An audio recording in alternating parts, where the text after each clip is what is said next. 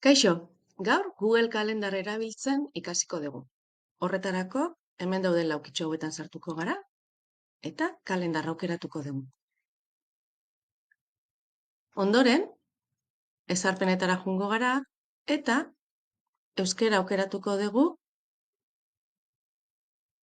hizkuntza bezala. Listo?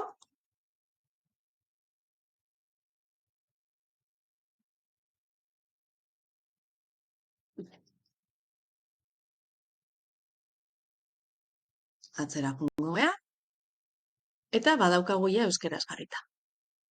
Orduan, hemen aukera daukagu, hilabeteka plangintza egiteko, eguneko plangintza egiteko, asteko plangintza egiteko, urtekoa egiteko, baina nik hilabetekoa hartuko dut.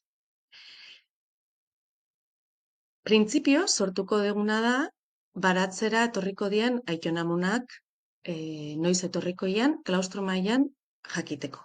Orduan, adibidez, 17an egingo dugu, eta hor sortuko dugu gertaera bat. Gerta hori izena jarriko dugu. Baratzera aiton amonak. Ordua ere jarriko dugu, nahi izan ezkero, 11etatik demaun 11:30 arte, ordu erdi etorriko dielako. Gonbidatuak gehitu nahi baldin baditugu, hementxe daukagu aukera.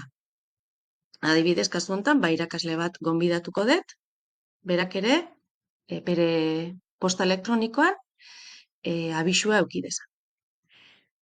Kasual baten, ekimena izan behango balitz online, hemen edukiko genduke Googleako Meeterako sarrera bat. Eta, sortuko genuke esteka bat, gehitu ditugun gonbidatu horiei bidatzeko.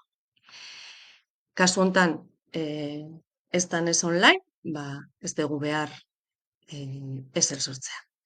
Kokapenaz jarriko dugu, zerain, eta hemen nahi izan ezkero azalpen bat sortu dezakegu. Goizeko 11etan, herriko aitonamonak baratzera etorriko dira. Eta gorde egingo da. Nola irakasle bat gonbidatu dioten, jarriko diot, mezua bidali nahi diotela gonbidatuei.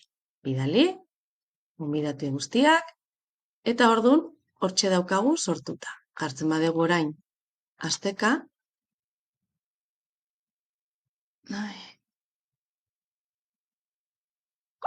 astu zait izena jartza. Baratzera, aiton amonak. Gorde.